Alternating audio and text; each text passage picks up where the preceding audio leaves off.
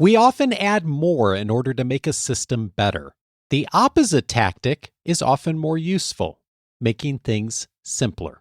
In this episode, how to make work better by starting small. This is Coaching for Leaders, episode 726. Produced by Innovate Learning, maximizing human potential. Greetings to you from Orange County, California. This is Coaching for Leaders, and I'm your host, Dave Stachowiak. Leaders aren't born, they're made. And this weekly show helps you discover leadership wisdom through insightful conversations. One of the challenges that so many of us face each day is the complexity of everything coming at us, the complexity of what's happening in the world, all of the digital notifications and information coming our way, and also the complexity of our organizations. Today, an invitation on how to make things better, both at work and at home, through a bit more simplicity. I'm so glad to welcome a guest who's an expert at how to keep things simple. I'm pleased to introduce Paul Akers. He is the founder and president of FastCap, a product development company specializing in woodworking tools and hardware for the professional builder. Through a series of twists and turns, he discovered Lean and the Toyota production system, which was instrumental in propelling FastCap as an example of lean manufacturing and culture, now followed by thousands of companies around the world. He is the author of 2-Second Lean, How to Grow People and Build a Fun, Lean Culture at Work and at Home. Paul, so good to have you with me. Hello. Thanks, Dave. It's a pleasure. Looking forward to it. Oh, me too. I had so much fun getting into your work. I mean, the word fun keeps coming up again and again for me. Like, life and work really should be fun, right? And as I was thinking about your story, I was thinking back to how this all started, and you tell a story in the book about getting into business and having the bank come by and look at your business and approve you for the loan, and they loved what they saw and were all excited about you starting up. And then you hired a consultant to come in and help you out with a few things, and the story was really different when they showed up, wasn't it? Oh, was it? It was very, very different. So just a little background for the listeners. So I'm a carpenter, a cabinet maker by trade. I built guitars with Bob Taylor. So I love doing nice work. And I developed a product when I was about 37 years old called the FastCap, a peel and stick cover cap.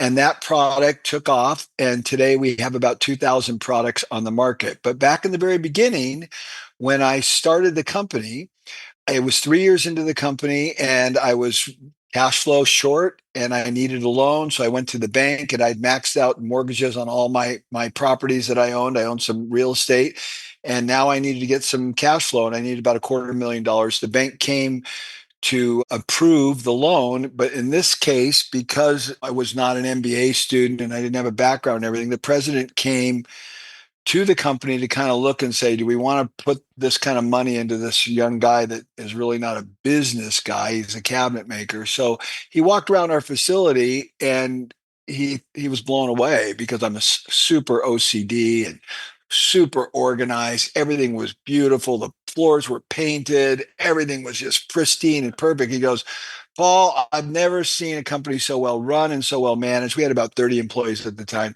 I'd give you any amount of money you wanted. And that was a nice compliment. I liked that a lot. And we got the money. And then what happened next was even more interesting. So about a week later, I had some consultants come in from who were Japanese, and they looked around my facility and I needed some help with some inventory management problems and just different little things that I was struggling with because I wasn't an expert in running a company. And I said, can you help me? And they said, I don't know because you're clueless and you don't know how to manufacture. So one Huh. week, the bank's telling me I'm the best they've ever seen, give me any amount of money. And then these Japanese are telling me I have no clue what I'm doing. And that got my attention. And I said, okay, what do I need to do? And they said, you need to learn the Toyota production system. And I said, what's that? Huh. That's the story. And that took you on a journey that has taken you some really interesting places and really fascinating places over the years. And you write in the book, your pride will blind you to what you most need to learn. Tell me more about that. Mhm. Yeah.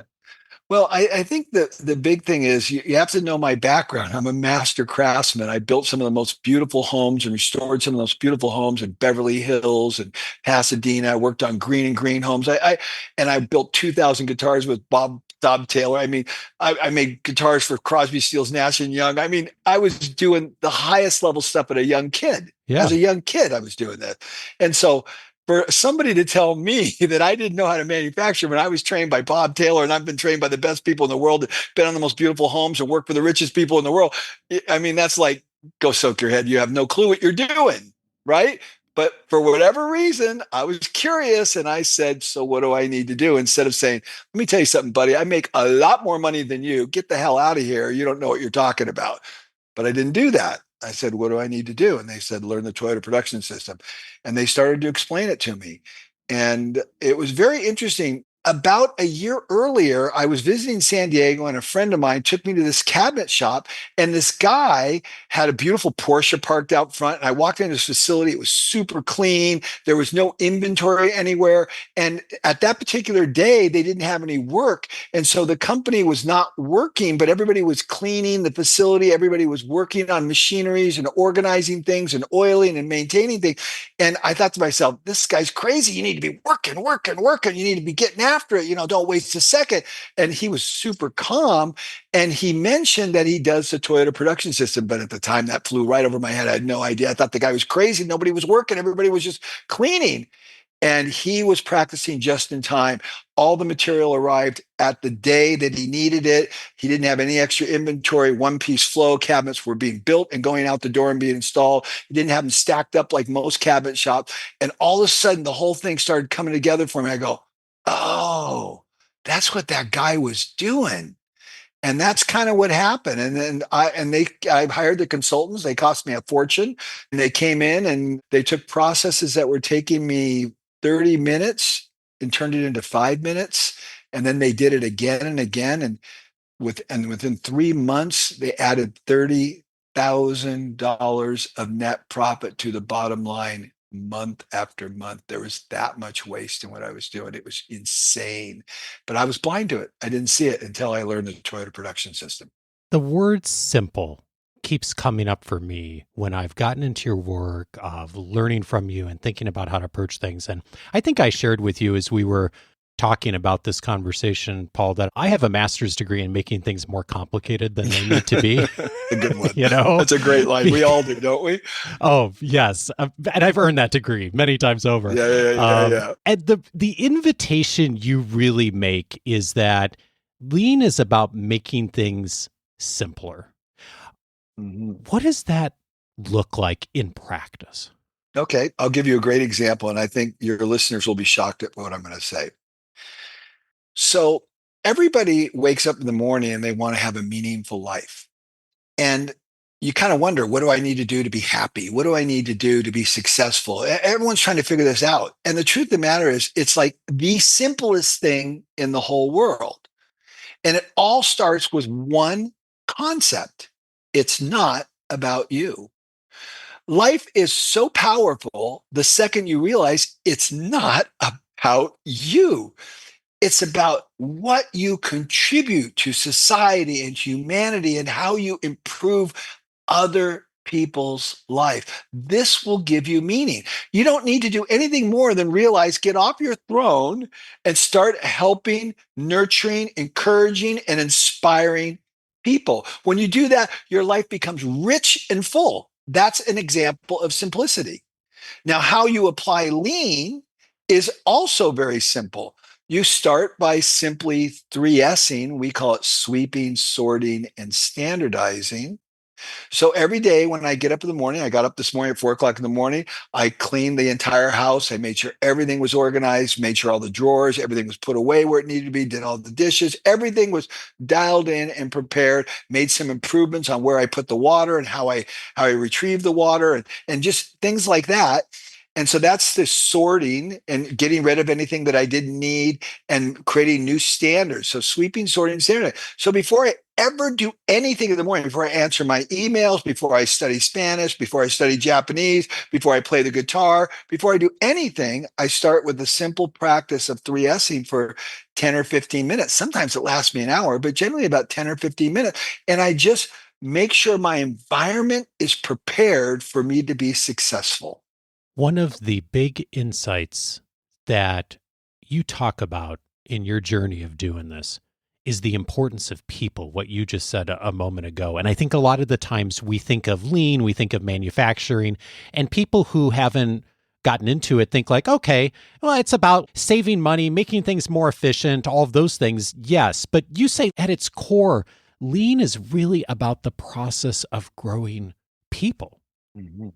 Yes, Lean is a human development system, the Toyota production system. One of my closest friends and like a father and mentor to me is the vice president of Lexus, Mr. Amazawa. I work with him extensively in Japan because we train people in Japan on the Toyota production system.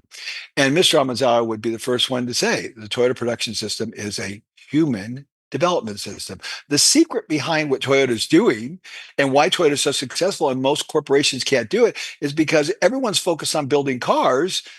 Toyota's focused on building people, the development of human beings, because they know that's their most valuable asset. It's not that automation is bad, but automation is not the end all be all. Ultimately, it's about the human being. And the more you develop a human being, the better you are. There's no better example than historically in society. You look at any flourishing culture in the world, it's an educated society, it's a developed human resource. If you want to look at a society or culture that's underperforming, it's always an undereducated or an underdeveloped. So as a leader, if you spend your time developing your people and developing yourself, obviously at the same time, the it makes no sense in the beginning because it takes some time, but the flywheel effect takes in, as Jim Collins talks about, and it's unstoppable. Indeed. When you think about the simplicity part of it and helping people to get started on this, of taking out the complexity, of taking out all the stuff and the thinking and the waste, what helps people to start? Well, the biggest thing is just fixing what bugs you. And this is a chapter in the book. I mean, if something bothers you, for instance, this morning with the water, let's give you an example. So I live in a small little studio on the beach and you can't drink the water. So I have a little water purification thing and I fill this 5 gallon jug of water. And then when I need more water, I have to pull it out of the cupboard and pour it into another smaller container. And this morning I had to do that. And I just looked at going over to that counter and picking that heavy bottle up and doing all that. And I thought, ah, how could I do this better? And I Mm, got this smaller pitcher and I went over and filled it up and then put it by the coffee maker. And now whenever I need to make coffee, I can just pour directly from there. And so once a week, I go to this big, huge jug to fill it up. It's just a simple thing that bothered me. And I fixed it. And it made life just so much more elegant and simple and enjoyable. So it's simple things like that. But then at my company, I have 50 employees and I've got 50 people doing this every day. Could you imagine what my place looks like? We've made millions of improvements. I mean, you can barely breathe and things get done. It's like they hop into place. It's everything is so well dialed in. And I mean everything from cleaning the toilet to setting up $1 million injection molding machine. Everything is absolutely wherever you ask the question, that's where the answer is. So you walk up to a machine, you say, how do you do that? There's a QR code right there that says this is how you set up injection molding machine. You scan the QR code, it gets a video, it shows you how to do every step. There's no question. You go to the coffee machine, there's a QR code. You scan the QR code, it shows you exactly how to clean the coffee machine. It doesn't matter what you're doing. You're cleaning the toilet, you're cleaning the bathroom, you're doing an invoice. They're everything. Wherever you ask the question, that's where the answer is because we have fixed all the things that bug us. You have to teach someone how to do an invoice. Oh gosh, it's going to take me 15 minutes. I got to go through this. No, here's a video that shows you the step-by-step process, everything you need to do. You can pause it, you can check it. Why do we all go to YouTube? We all go to YouTube to learn how to do everything. So we do the same thing in our company. We have videos that support everything that we do. So nobody's struggling because we've stopped and fixed what bugs us. And you've zeroed in on 2 seconds as a metric for Oh, where to yeah, yeah, start. yeah. Tell me about 2 seconds. What's significant about 2 seconds? Well, you want to make the target so small that nobody can make an excuse for not to do it. And so what did I say? Maybe 5 seconds this morning with my water improvement that I made. It's about being simple. So the story I'll tell you about how that came about is really easy. It's a really great story, actually, not an easy story. It's a great story. I was walking through my facility about 20 years ago and I had this one guy named Nick, and he didn't want to improve. After we started doing the toilet production system, I'd always walk into his area. He was in injection molding. And I said, Nick, have you made any improvement? No. What do you mean, Nick? You mean everything's perfect? Yeah, everything's pretty good. I mean, there's nothing that bugs you. He goes, nah, not really. Come on, Nick. There's got to be something that bugs you. And he goes, well, maybe. I go, come on, Nick, tell me what bugs you. And he goes, well, when I put the injection mold in, it's got to be level. So I have to put a level on top of it, but I got to bend my neck way inside the machine to be able to see if the level's there. And I go, oh, okay. Well, Nick, how can we make it so you don't have to bend inside the machine? I didn't give him the answer. He says, I don't know. I said, well, show me what you got to do. And he bends inside the machine. So how can we possibly see that vial, that level, without having to bend in? And he goes, I don't know. I said, come on, Nick, you can come up with something. You can do it. He's 18 years old, young kid. And he goes, I don't know. Come on, Nick, you can do it. How about a mirror? He goes, oh, a mirror. Yeah. So I said, we happen to have a mirror. We were building these point of purchase displays. We use mirrors for our safety glasses and stuff. So I went and grabbed a little plastic mirror and I said, hold it up there and see what happens. He goes, oh, yeah, if you hold it right at the right angle, I actually don't have to bend into it. I can just see if the vial's level and adjust the machine, put the clamps on, and done. And I said, okay, so how are we going to hold the mirror on? And he goes, I don't know. And I said, come on, Nick. I said, well, what do you think about hot glue? So we went and got a hot glue gun, hot glued it on there at an angle. And then it was pretty good, but it was a little bit floppy. I said, so how can we make it not as floppy? I don't know. Just the same thing. How about a popsicle stick? We got a popsicle stick. We glued a little piece of wood on there as a gusset and we put it on there. And then he took the level and he put it on top of the machine. And lo and behold, he could see perfectly the vial. He didn't have to bend in. He didn't have to do it. And I said, Nick, that's all I want you to do. Just save the 2 seconds of you bending in. And that's how 2 second lean came about, from that simple thing. And Nick went from being the worst guy improving to the best guy improving because he realized it was really very simple what I was doing. And the problem was me, not him. I didn't communicate clearly to him what I wanted him to do with the Toyota production center. But as soon as my communication skills got better, my training, my development of him got better, I got him on board. So generally the problems always exist with leadership, that we're doing a crappy job of explaining what it is we really want to have happen. I think coming back to the pride that blinds us, or that we can't believe it can be this simple because we think we're so smart about things, is as I've worked with leaders over the years, I've made almost the same discovery you have. Obviously, really different venue, but like the more simple we can make it, the better.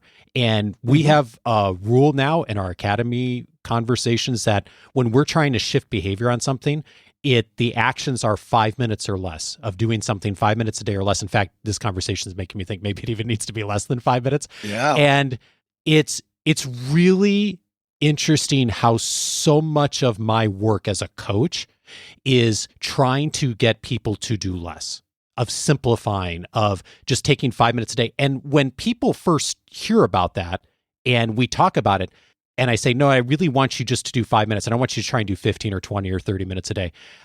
People sort of nod, but they kind of look at me like I have three heads. Like, really? And then we'll get we'll get 3 or 4 months in on doing it, and then I'll start to hear the real story of like, when you said 5 minutes a day, I was really suspicious. So like, I went along with you because I know you've done this before, but I was really suspicious of this. Seems almost silly. And I think about your story with the water pitcher, like this morning. Someone may hear that and they think, okay, yeah, you saved 5 seconds on doing something with the water. What does that matter as far as leadership and movement and efficiency and developing people? And yet, because it's so small, because you can start, because you can get momentum, it changes the dynamic. It changes how you think about it.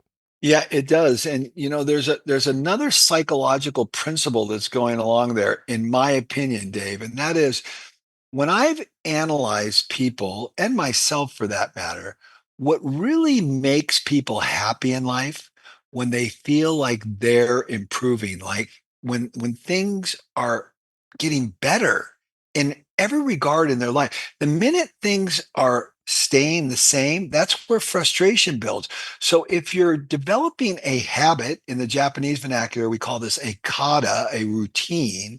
If you develop a habit that pushes the ball down the court, maybe just 1 or 2 yards every day consecutively for the rest of your life, then you're automatically buoyed by this spirit of, wow, my life's a little bit better. I don't have to struggle anymore when I do this. I don't have to struggle when I do that. When I walk it, I made another improvement today. I actually hung a different light up in my little kite shed where I have all my kite surfing equipment because I had one light that was just not very good, and I put another one in there. Now, when I walked in there this morning and pushed that switch, and that bright light went on, and I could see everything, I felt like, whoa, I feel good. This is nice. Well, if you're doing that nonstop for 5 minutes a day, you're always making something better. I mean, that's incredible. Today, I'll tell you what I did just before I went to, I'll tell you another improvement. I make so many improvements every day. I make 20 to 30 improvements a day, but I'm just thinking of all the improvements I made today already. And I didn't even prepare myself to do this talk with you. But so when I get out of the water, my hair is pretty long. I look like a surfer. And I went to the dollar store and bought a little brush that I'm going to put in my kite locker today. So when I come in and put all my stuff away, my hair is not all tangled up and a mess after taking a shower. I can just brush my hair real quick and I'm just hang it there on a little screw and I'm done. So all these accumulations of all these small little things, whether it be the water, whether it be the light in my kite locker, whether it be the brush, it all makes me feel better and makes me want to do more improvements. And I can literally point to millions of improvements that I have made in my life. And that's why I'm such a happy person because I get stuff done so easily. Yeah, and the psychology of it, like that's so key what you said, and I see this too so much in the shifts that the people who really thrive in becoming better leaders are the ones that find small wins every single day. Every Something day. that keeps them like they set the bar low, not because they want to do less, but they actually want to do more in long term. They set the bar low, they clear the bar, they feel that psychological win.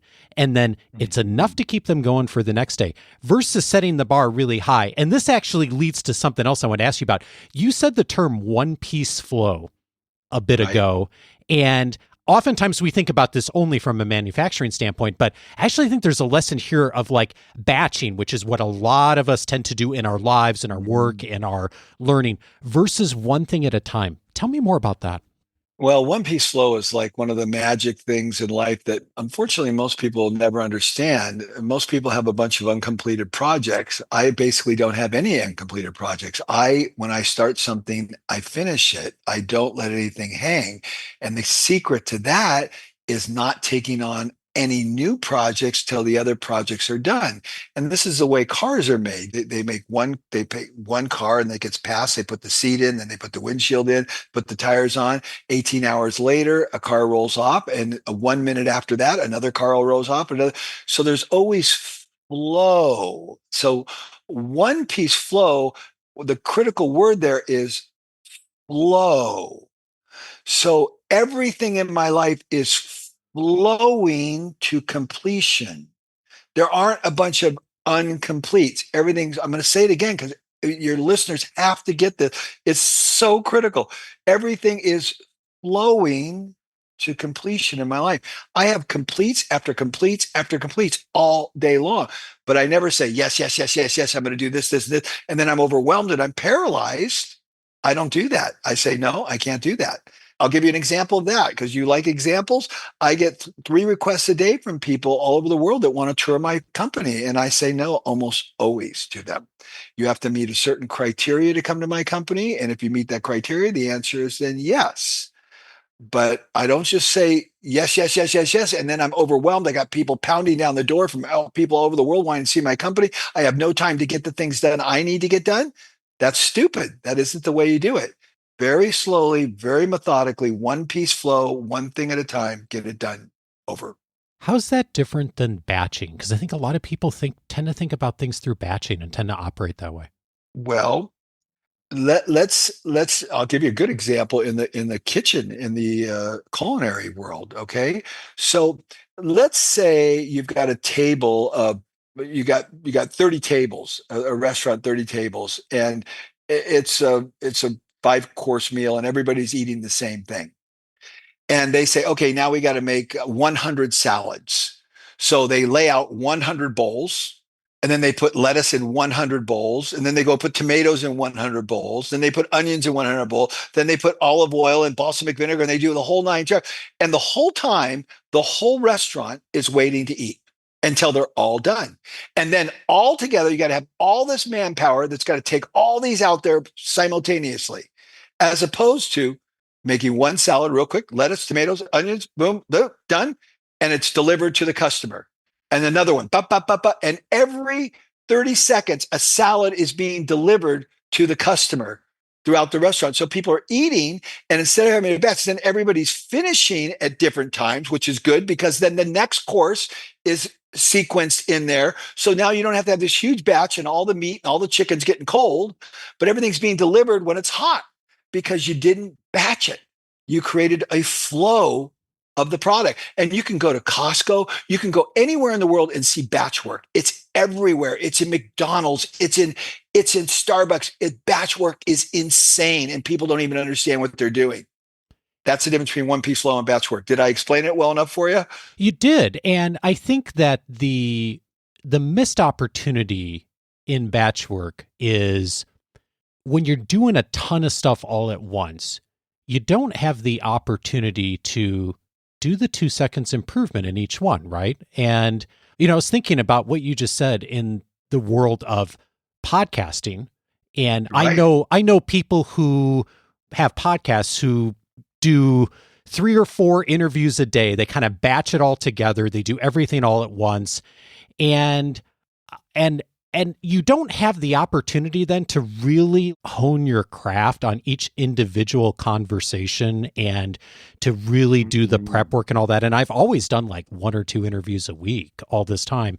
One, so I can improve as I go and I can learn a little bit each time, but also so I can really hone my craft on each conversation, get a little bit better. And I think a lot of times we think of like, okay, I'm just going to I'm going to do I'm going to get better as a leader today. I'm going to do my leadership development work today versus a little bit at a time over the course of 60 days or a year or a month or whatever that time frame is. And just like it's a mindset shift of like opportunity to Completely. actually be able to do more. Yeah, it's completely a mind shift. And so you really brought up a great point, Dave, and you're obviously a lean thinker by default. Is there's another advantage to one piece flow besides just the flow, but it immediately identifies a mistake. So in the case of the salads that I was telling you about, let's say we inadvertently forgot to put the salt or the pepper on. Then immediately the first one that goes out, the customer says, "Hey, where's the pepper?" The waiter returns back to the kitchen. "Hey, the pepper's not getting, but oh my gosh, we forgot the pepper." That immediately is changed so that the rest of the 99 salads have the pepper. And any little tweak along the way allows for immediate adjustment instead of making a huge batch and having to go back and bring a salt shaker to every table or a pepper or cheese or whatever it is that the defect is. So that's a huge issue. And what you brought up is exactly right. One piece flow allows for immediate improvement. 2 seconds, right? Right. Comes back to 2 seconds. You invite people when they're thinking about this from an organizational standpoint of like, all right, I get it. We could do better. We could take this 2 seconds. We can start eliminating waste. We can do the continuous improvement. You make an invitation for people to start in the bathroom. Why the bathroom? Mhm. Yeah, well, that there's go back to the human side of the whole thing. I mean, the greatest respect you could ever show a person, in my mind, and particularly if you're an employer, is to give your employees a really beautiful place to relieve themselves and not a dirty toilet that's, that nobody really cares about. It's the toilet, nah, You start in the bathroom because that's the place that shows the highest level of respect, that you really care about people. And the people instantly go, whoa, I've never seen a boss like this. We have Japanese bidet toilet seats. We have granite countertops. We have fresh flowers on the countertop. I mean, our bathrooms are like better than the Ritz-Carlton. And we're a manufacturing company. And this shows respect for people. That's the first reason. The second reason is because we set a standard for what the work environment should be like. And the bathroom is used by people 4 or 5 times a day. And so if every day they're confronted, if you will, with this standard, or they're engaged with this super high standard, and then we say to them, hey, Bob, Mary, I want your work area to be held to the same standard that the bathroom is, they instantly understand what I'm saying about when they go to the Windex is exactly the same place every time. It's labeled, it's Kanban. Kanban means there's a refill point where it has to be refilled. Every detail has been accounted for. And so that instantly transfers to their work area and their work environment. So that's why we start in the bathroom, for those two reasons. You're modeling the behavior, the culture that is in the place as you say, everyone sees every day, multiple times a day. If you start there, then you model the behavior and you set the culture for what things should look like everywhere else. Exactly. Exactly. You've been at this a long time. As you have mentioned today, you're continually improving, right? You're doing this as a practice. Nonstop. As you have been doing this work, especially over the last couple of years, as so many people ask you about it and get your opinion on it, what, if anything, have you changed your mind on? Wow, that's a really good question. Well, I think the biggest thing, hopefully you like this answer because it's a little bit controversial, is I only allow my time to be allocated to people who sincerely want to change. And I immediately and quickly dismiss everyone else. So if the attitude is not right, I don't ever try to convince anyone of anything. It's a waste of time, because lean is basically the laws of nature. I will explain by simply saying this. God gave us a big brain for a reason, because we have the capacity to solve problems, to go to Mars, to build power plants, to build complex cars and robots. That brain is a gift from God. And that gift was for the express purpose of solving problems and improving. This is the laws of nature. This is self-evident. And if I encounter someone that doesn't understand something that basic, and I might take 2 or 3 minutes to explain it to them, and they're still like, "Oh, I don't have time to do that." I'm not doing that. I'm going the other way. I'm looking for the people that are hungry, that want to change. That's what's changed for me. Paul Akers is the author of 2-Second Lean, How to Grow People and Build a Fun, Lean Culture at Work and at Home. Paul, thank you so much for your work and all the fun. My pleasure, Dave.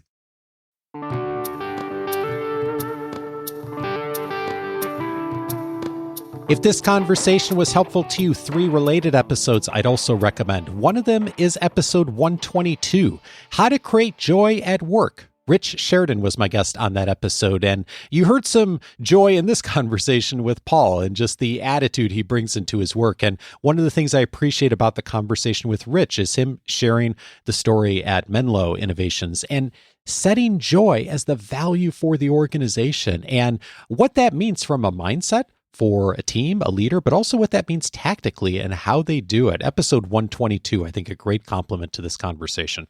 Also recommended episode 571, Engaging People Through Change. Cassandra Worthy was my guest on that episode. She has this message for us. Changes aren't happening to you, they're happening for you. You heard a lot of elements of change in this conversation today, and I think Cassandra's message, a wonderful way to think about change. Of course, a lot of times change starts happening to us and we see all the negatives of change and we don't necessarily think about the other side of it. Episode 571 for that invitation from her. And then finally, I'd also recommend episode 592, How to Change the Way You Think. Ari Weinsweg was my guest on that episode, and we talked about the fact that, as he looks at it, our beliefs, many of which we may not consciously be aware of, are often calling the shots in our daily actions and behaviors. And one of the invitations he makes is change now, find the facts later. I think it's a great compliment to this conversation with Paul of getting moving on something. Again, that's episode 592 for that. All of those episodes you can find in the coachingforleaders.com website and inside the library. And in fact, all of these episodes are filed under organizational change or organizational culture. We have had so many dozens of conversations over the years on both these topics. If that's your focus right now, set up your free membership at coachingforleaders.com. It'll give you access to the entire library of episodes that I've aired since 2011 every single week, and the ability to search by topics so you can find what is most relevant to you right now. And by doing that, you can zero in on what's most helpful. The podcast apps are great for being able to find the most recent episodes, but they don't allow you to search by topic. That's why we set up the membership and the website the way we have. Free access, go in there, set that up, and you'll be able to access everything you need. The episode library, again, at coachingforleaders.com. And perhaps you're looking for a bit more. And one of the conversations that came up in the last week or so inside our community is, how do you better earn attention? Especially when you're asking something of somebody else. And so often we think about making an ask of someone else from our perspective. What does it mean to us? What do I say? How do I sound? What's important to me? That's just human nature for us to begin there. What we don't often think about is what Dale Carnegie said of trying to honestly see things from the other person's point of view. In my most recent journal entry, I talked about when I made that mistake in a big way, how I corrected it, and how the results were so much different in being able to earn attention. It is my most recent journal entry. Those come every single week to our Coaching for Leaders Plus members. And if you'd like to get access to those, in addition to all the other benefits inside of Coaching for Leaders Plus, just go over to coachingforleaders.plus. You'll see all the details there. Coaching for Leaders is edited by Andrew Kroger. Production support is provided by Sierra Priest.